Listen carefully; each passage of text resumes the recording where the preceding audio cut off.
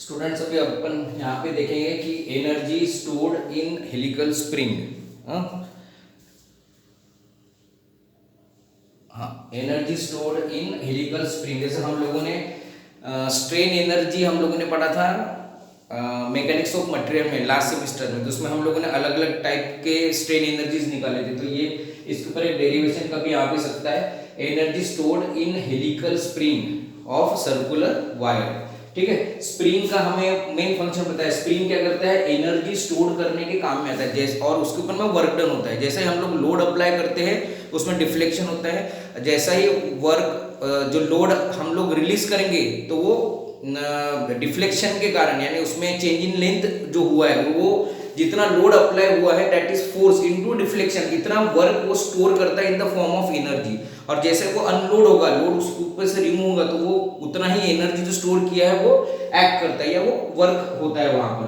तो let F be the load acting on the spring, F वो load है जो स्प्रिंग के ऊपर में एक्ट हो रहा है और जिसके कारण डिफ्लेक्शन हो रहा है वो स्प्रिंग में। जैसा हम लोग बोलते हैं ना स्ट्रेस अब फोर्स अप्लाई हुआ तो वहां पर डिफ्लेक्शन होता है, तो यहाँ पर क्या हो रहा है, चेंज इन लेंथ होता है तो यहाँ पर डिफ्लेक्शन हो रहा है। तो वो वर्क डन जो स्प्रिंग के ऊपर हुआ है वो स्टोर करता है spring that work done in the form of energy, और वो एनर्जी फिर वो रिलीज करता है, वो एनर्जी वो रिलीज करता है जब वो अनलोड होता है।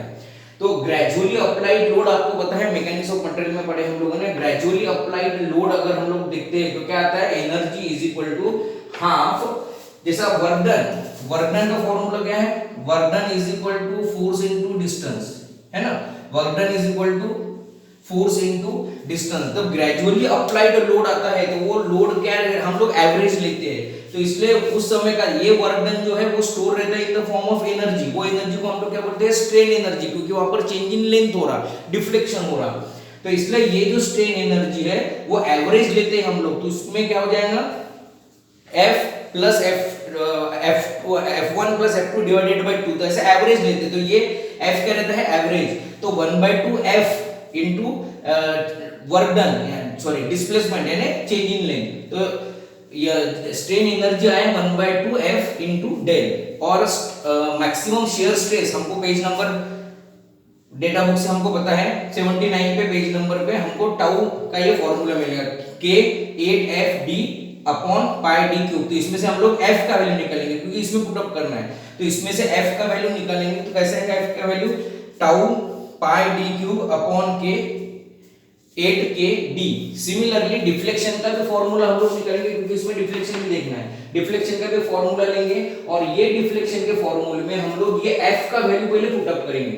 तो F का वैल्यू इसमें पूरा पुट अप किया, F का वैल्यू पुट अप करने के बाद ये डेल का वैल्यू आया। अब ये इक्वेशन 2 जो डेल है और इक्वेशन 1 जो फोर्स है, ये डेल और फोर्स हम लोग ये स्ट्रेन एनर्जी के फॉर्मूले में पुट अप करेंगे। तो इक्वेशन 1 और इक्वेशन 2 का जो वैल्यू है ये हम लोग इक्वेशन रोमन लेटर फर्स्ट में हम लोग पुट अप करेंगे। तो इसमें इक्वेशन ये पुट अप करने के बाद ये कट हो जाएगा, ये यहाँ पर dm स्क्वायर है, एक ही dm बचेगा, तो यहाँ पर देखो क्या आएगा, ये टाउ स्क्वायर आएगा, ये दिख रहा है आपको, ये टाउ और ये टाउ यानी ये टाउ स्क्वायर ये कट गया यहाँ से, तो ये 4k स्क्वायर, ये k square 4k square capital G आएगा यहाँ पर, और यहाँ पर हम लोग लेंगे ये पाई dm n स्क्वायर, क्योंकि ये एक कट गया, ये पावर कट गया, ये यहाँ से कट गया, और पाई d स्क्वायर बाय 4, ये एक d कट गया तो यहाँ पर स्क्वायर बचा, तो पाई d स्क्वायर बाय 4, इतना स्ट्रेन एनर्जी आ रहा। अब ये आप देखेंगे तो ये क्या बन जाता है, V। अगर आप देखेंगे तो इसके जगह पे हम लोगों ने क्या लिखा है, V वॉल्यूम, तो वॉल्यूम ऑफ दैट स्प्रिंग, तो वॉल्यूम क्या हो जाएगा, length into cross section area. ठीक है, तो लेंथ कितना था, पाई dm into n, number of turns, वो पूरे कॉइल का, ये ऐसा पूरा कॉइल था ना, ये ऐसा, तो इसका पूरा डायमीटर कितना था, dm। ठीक है, तो पाई dm यानी ये निकलेगा, और उसमें n यानी नंबर ऑफ टर्न्स कितने थे, तो ये यहाँ पर इसका लेंथ निकलेगा और इसका क्रॉस सेक्शन एरिया, और ये इसका ऐसा पूरा क्रॉस सेक्शन एरिया, तो पाई d स्क्वायर का 4, तो यहाँ पर क्या आ जाएगा, ये वॉल्यूम। तो स्ट्रेन एनर्जी या energy stored in helical spring is tau square upon 4kg k square g into v that is volume. तो ये स्ट्रेन एनर्जी आपको पता होना चाहिए, इसके ऊपर कभी एक्सप्रेशन ये एंड रिजल्ट पूछ सकते हैं। ठीक है। आगे हम लोग ये स्ट्रेन एनर्जी या एनर्जी के रिलेटेड, स्टोर्ड एनर्जी के रिलेटेड हम लोग प्रॉब्लम से सॉल्व करेंगे। तो एक प्रॉब्लम हो सकता है रिलेटेड टू पोटेंशियल एनर्जी और एक प्रॉब्लम हो सकता है रिलेटेड टू काइनेटिक एनर्जी। जैसा अभी हम लोगों ने एलिवेटर्स के प्रॉब्लम ले लो आप, या फ्री ये देख लो आप,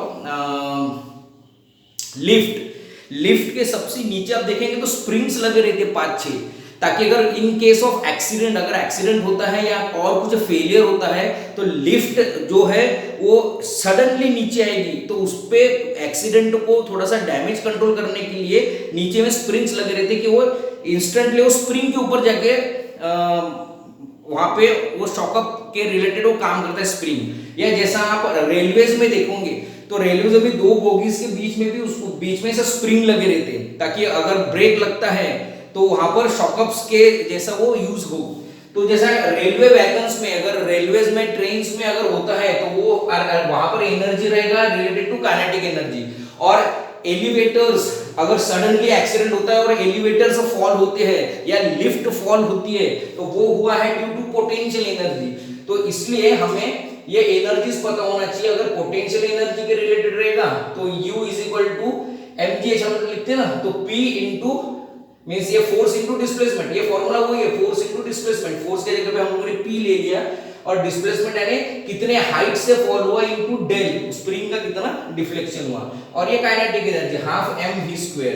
तो ये कांसेप्ट आपको याद रखना है कि इस टाइप के प्रॉब्लम्स अगर हम लोग करेंगे तो एक तो वर्क डन पोटेंशियल एनर्जी के रिलेटेड भी रह सकता या वर्क डन हो सकता है in the form of kinetic energy, है ना। अगर मोशन में रहेगा तो काइनेटिक एनर्जी कंसीडर करना पड़ेगा, या एट एन डिस्टेंस से अगर फॉल होगा तो हमें पोटेंशियल एनर्जी के रिलेटेड फाइंड आउट करना पड़ेगा और उसको फिर इक्वेट करना पड़ेगा स्ट्रेन एनर्जी से, और उस इसके अकॉर्डिंग हम लोग ये फोर्स फाइंड आउट करेंगे। तो अभी नेक्स्ट प्रॉब्लम हम लोग जो हेलिकल स्प्रिंग के रिलेटेड बात करेंगे ना, वो रहेगा एलिवेटर्स या लिफ्ट के रिलेटेड और ट्रेन का, दैट इज पोटेंशियल एनर्जी के रिलेटेड और काइनेटिक एनर्जी के रिलेटेड। ठीक है, धन्यवाद, थैंक यू।